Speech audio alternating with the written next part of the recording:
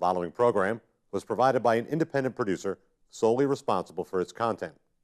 The opinions expressed do not necessarily represent the views of this station, its staff, board of directors, or underwriters.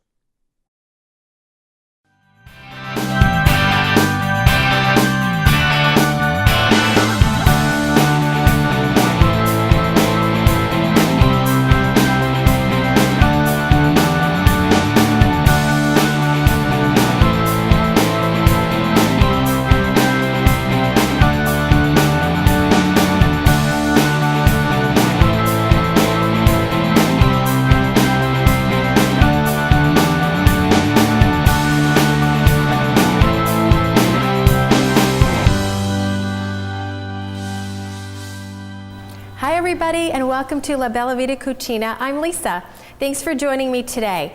I'd first like to thank GM Roth for the use of their beautiful kitchen here today. Thank you so much to them. So today, what we have on tap is, we have another one-pot dish. We're going to be doing an Italian chicken in a pot. Sounds good, right? Real simple, easy, delicious, awesome cleanup. We're also going to be making a chickpea bruschetta. Now, bruschetta is like a little starter kind of appetizer thing that you would like to make before you actually make your dinner. Doesn't that sound awesome? So what we're going to do actually to get started is, I have my pot ready to go. I also have my ingredients tray that I'm going to show you. We're going to cook our Italian chicken in a pot first, and then we'll go right into our antipasto, which is going to be the chickpea bruschetta. So I have, just so you know, I've already prepared some couscous. This dish can be served over couscous. It can be served over polenta, whatever you'd like. Could even be served over pasta. So I have this already simmered. Oh, it smells great already, and that's just going to stay nice and hot while we get started over here. So I'm going to go over our ingredients tray here today. So we have a beautiful, beautiful red pepper. We have a yellow bell pepper. We have some stock. We're going to be using a little bit of white wine. We have 1 can of small tomatoes. You can do diced tomatoes. We just need a little bit of the juice from here as well. So you want to get tomatoes that have juice already in the can. I have some diced pancetta ready to go, some capers, some fresh oregano, some thyme, and some garlic, and of course we have our beloved parsley. So what I'm going to do to get started is take our red pepper, and we're going to dice this up. Actually, long strips actually would be really good. Our knife's going to go right down the center, and as soon as you get to the pit in the center here where all the seeds are, you're just going to pull your pepper apart. Just like that. So you don't want to cut all the way down, and you're just going to remove the seeds just like so and put them off to the side in your little bowl. And there we go. That'll be nice and easy for cleanup. And we're going to just slice nice julienne strips of this beautiful red pepper. Nice and fresh and crunchy. You can use green if you want to. I just prefer to use the red and the yellow. Let's give this a nice slice. These are fun to grow in your garden too. Peppers grow really easily. We're going to be using organic ingredients as much as possible. We're going to grab a hold of our yellow pepper, again from the bottom, kind of 3/4 of the way down. We just kind of break it open nice and easily. Remove our stem and our seeds right here because we don't need to be using those in our dish today. All right. Clean this one up right here. That way we have some of our prep work out of the way. And this dish really takes no time at all to make. And it is so full of flavor, you're gonna flip. And actually this dish is better if you let it sit overnight. So if you want to prepare it the day before, by all means, go for it. So nice thin strips of our beautiful peppers. Awesome. So now what we're going to do is season our chicken a little bit over here. Now I've purchased some drumsticks with the skin on, and I also have 2 large chicken breasts that I've kind of sliced up a little bit. The breasts are boneless, of course. You can use your chicken thighs if you'd like. You can use any parts of the chicken that you like. Eventually, when this boils down into your pot, it gets so tender, it just basically falls off the bone. So just season that with a little salt and pepper. And we're going to get our stock pot ready to go.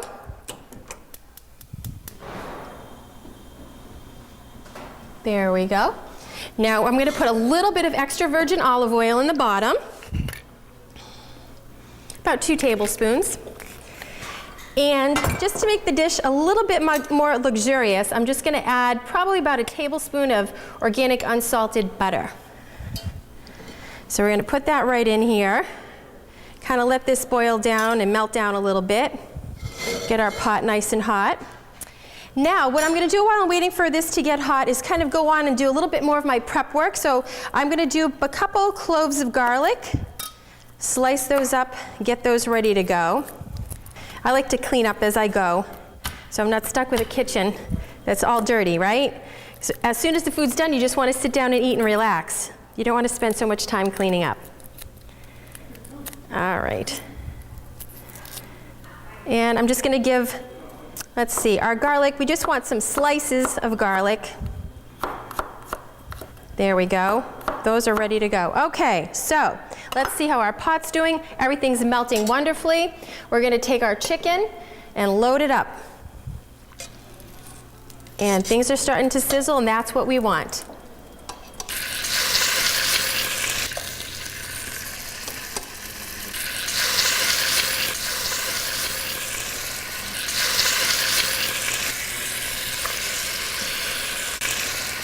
And we're going to just gently brown the chicken on all sides. It'll be cooked somewhat through, but not all the way through, because that cooking part will finish up after we put the chicken back in the pot. So, everybody's taking their turn in the pot today. All right.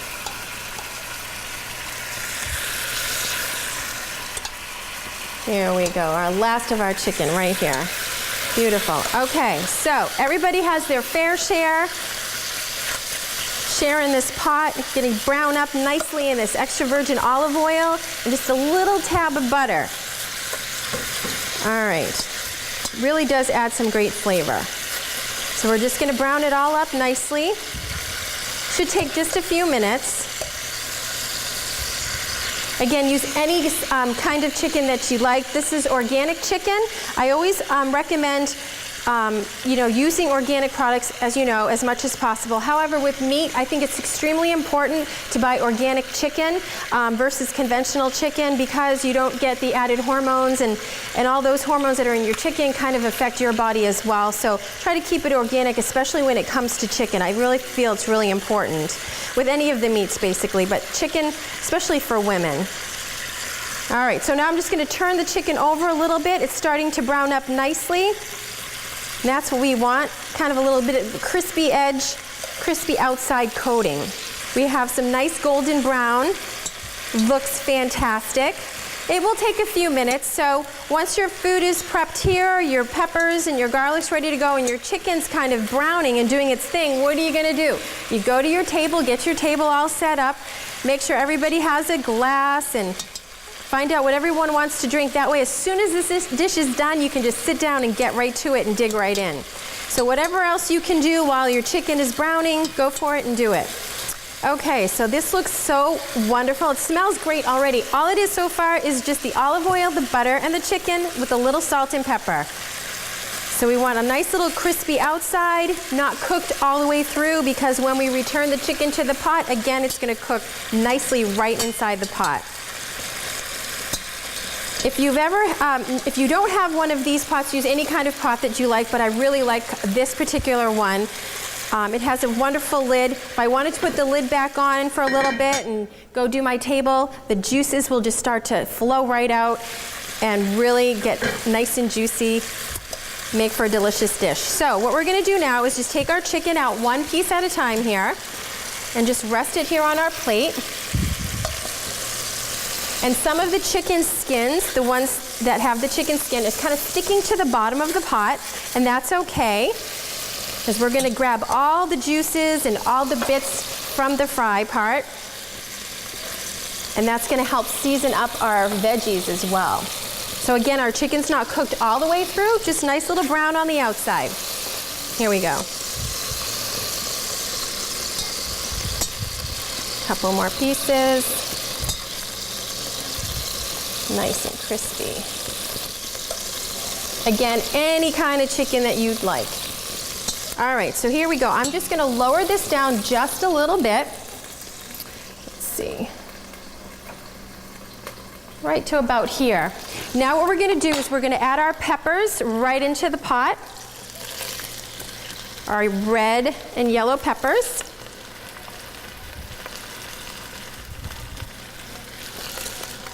We are also going to add our garlic right on top of the peppers. So the peppers create a little bit of a bed for the garlic, so the garlic won't burn. So that looks wonderful. So far, so great. We're also going to take our pancetta right over here. You can also use prosciutto if you wanted to. I'm using the Italian bacon pancetta. And we're going to put the whole package in. This is about 4 ounces. Just make a little room here and start browning this up a little bit. You could also use bacon if you like bacon. Whatever you have on hand. Even turkey bacon would be a nice alternative. Okay, so this looks wonderful. We're just going to kind of cook everything down a little bit. Just take a few moments.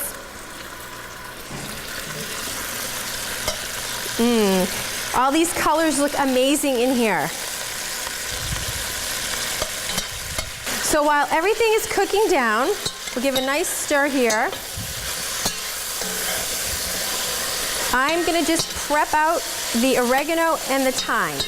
Now you can use dried oregano or dried thyme if you wanted to. I prefer the fresh herbs. So we're going to use a couple of sprigs of each. There we go. Kind of just gently just remove it from the stem. Again, another item that you can grow in your backyard or on your windowsill or on your patio.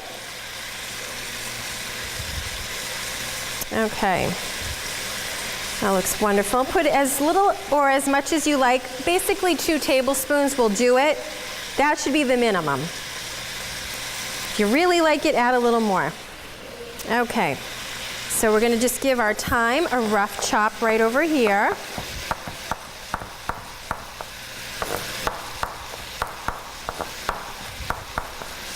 It's releasing amazing, amazing aroma here.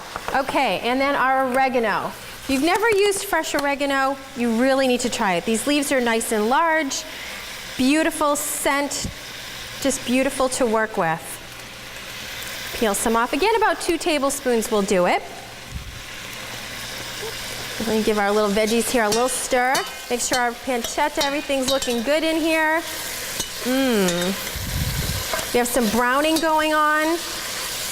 The peppers are starting to kind of wilt down a little bit, which is exactly what we want. Nice. And let's see, we'll put a little bit more oregano. A couple more sprigs right here. Again, another rough chop to our oregano to release the amazing flavors. And mix them all together. You might think it's a lot of herbs, but it adds amazing flavor, especially with the chicken.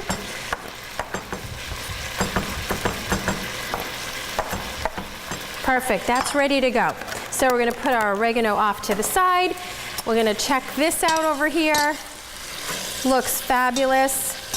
All right, so what we're gonna do now is we are going to add in our tomatoes. So I picked crushed tomatoes, fire roasted, just to add a little bit of a unique, different flavor to the dish. You can use any type that you'd like.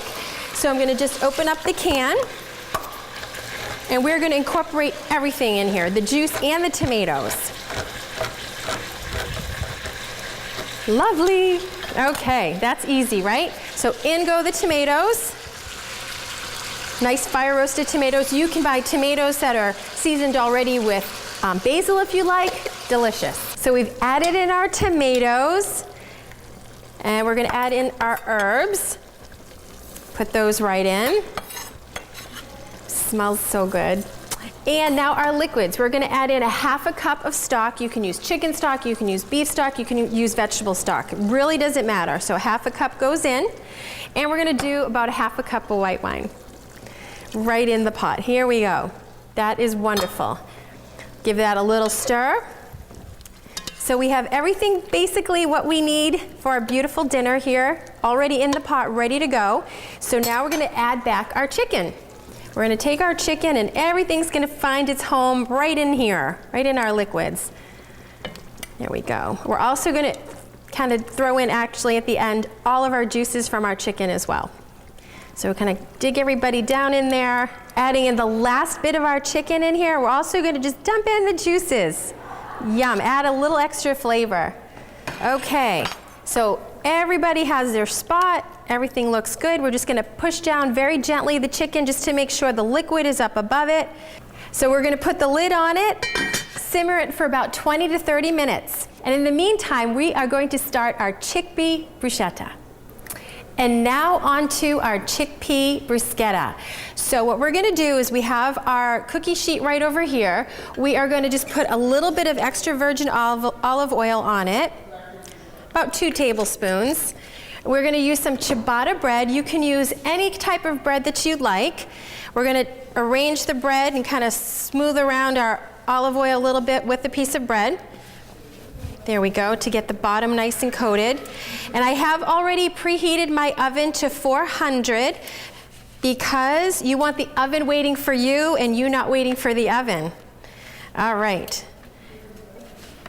Have all those arranged nicely right over here. We're gonna put that in the oven, again for about 8 to 10 minutes at 400 degrees.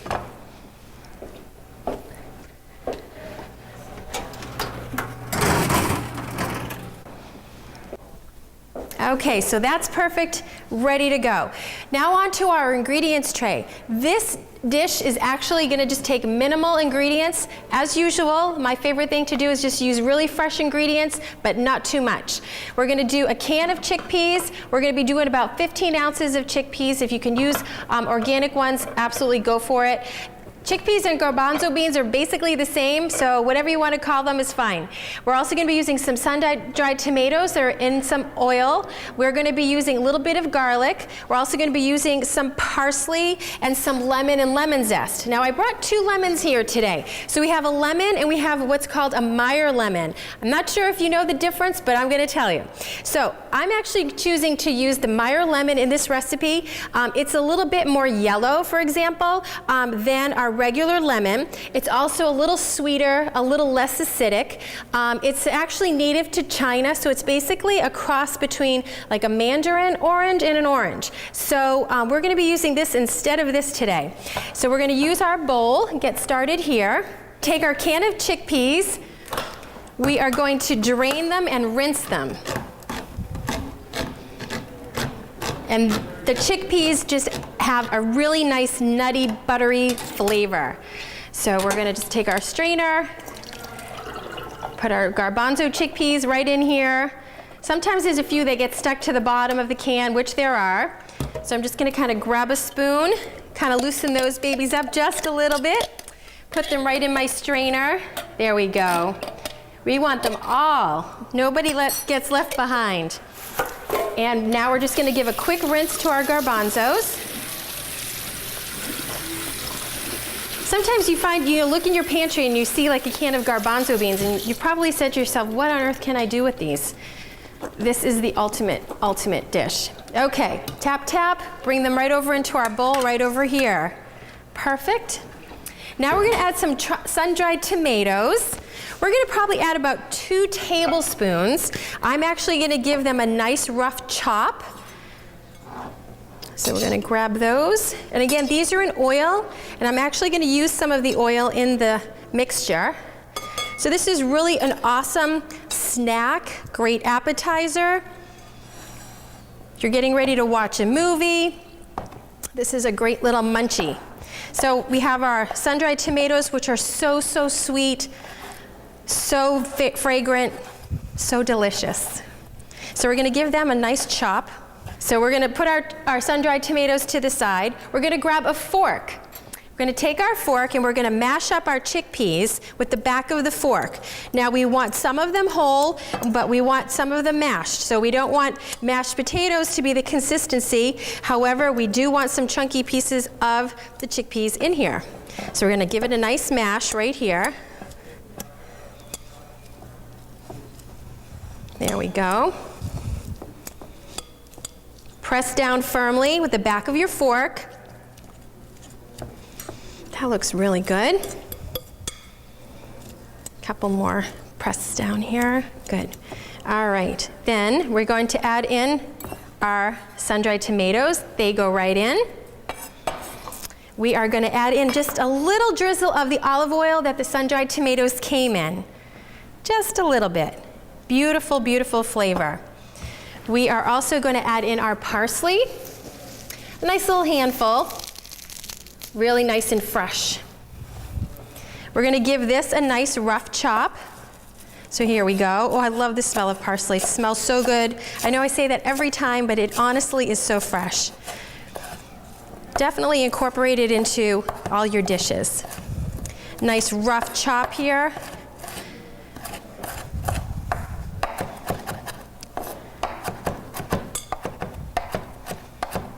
Okay, that goes in. Beautiful color, so far so easy, right? All right, we're going to clean up all this parsley. We don't want to waste any bit. Okay, and now onto our lemon. We are going to zest the entire lemon. If you're choosing to use just a regular lemon, go ahead and zest the whole lemon. We want all the nice oils from our lemon right into our dish. So basically what we're going to do is just zest along till you see the white pith of the lemon. That means that you, oh, it's so fragrant.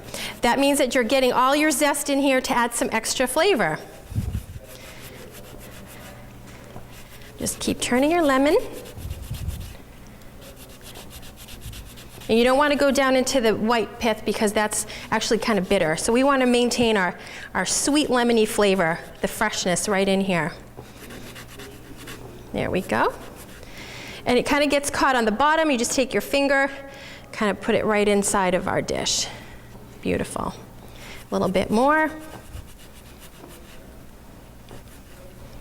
Perfect. Then we're going to give our lemon just a little bit of a roll to release the juices. I'm going to slice that right in half. Take out some of our pits in here. We don't want those in our bruschetta. Very easy. We're just going to squeeze it right in. This happens to have a lot of little pits, so put your hand right over the bowl. Get all those nice juices in here. There's one half. And because it's small, we're actually going to use both. If you were going to use that size lemon, I would only use half. Perfect. Wonderful. Now we're going to add a little bit of sea salt.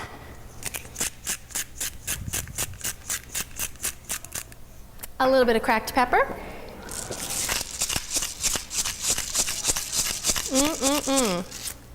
We're going to take our spoon, kind of mix this all together, and we're going to check on our bread and start to build our chickpea bruschetta. Just beautiful. Fast, delicious, healthy, fragrant. You can't go wrong. There we go. Okay, so now we're going to check on our bread.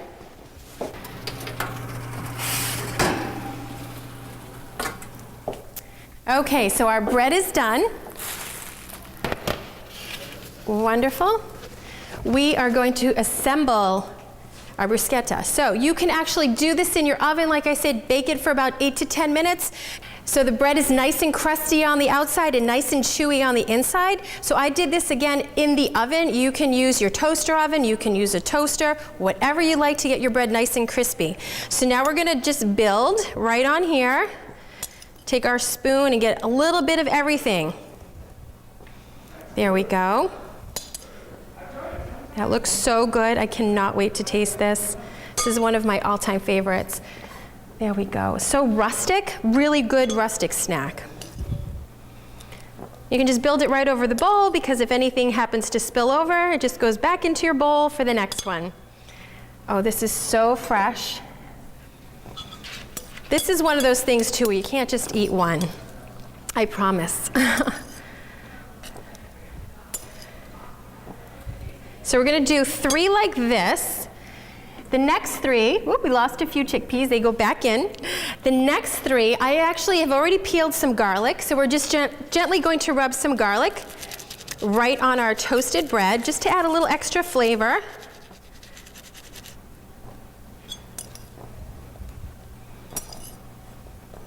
Delicious. And here we go. And we'll do one more with our garlic.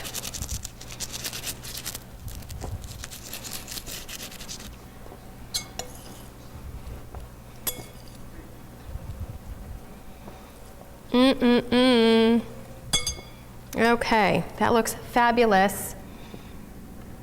So here we have our chickpea bruschetta. What I'm going to do, final touch, just drizzle a little bit of extra virgin olive oil over each one, just a teeny bit. This looks so good. There we go, one more. Beautiful. So there you have it, our beautiful, gorgeous, delicious chickpea bruschetta. We're gonna check on our Italian chicken. Everything's boiling nicely. Our chicken looks really cooked through here. Our peppers are starting to get super soft, bubbly. Look at this. This is amazing. All right, so the final touches to this include some fresh parsley. So we're gonna grab a handful of parsley. There we go. Again, a nice rough chop. Smells amazing. And this really didn't take too long at all, guys. Not long at all. Okay, so in goes the fresh parsley, right in. Use every little bit. And we're gonna add about 2 tablespoons of our capers. Again, add as much or as little as you like. I love capers, so we're gonna put a nice handful in here. 2 tablespoons. All right, give that a nice stir, incorporate all these amazing flavors and beautiful, vibrant colors. You can't go wrong with this dish. Again, you can cook it the night before. The meat will start to fall off the bone, just simply delicious. Again, we have our couscous ready to go. We're gonna take our plate. Gonna add a little bit of our couscous to the bottom of our bowl. I serve it in a bowl because it gets juicy. You don't want it to kind of run off your plate, so we have our little bit of our couscous in the bottom. You can use any kind that you'd like. You can use quinoa, you can use polenta, you can use pasta, whatever you'd like. Now we're gonna add some of our chicken. This looks fabulous. Ooh. And some of our peppers, our sauce, just amazing. Let's grab some, oh, the pancetta looks amazing. There we go. So we have our one pot Italian chicken. We have a beautiful meal before us. I hope you guys try these at home. I want to say thank you to GM Roth again. I want to thank you for joining me here today on La Bella Vita Cucina with me. Enjoy your food, enjoy your family. See you next time.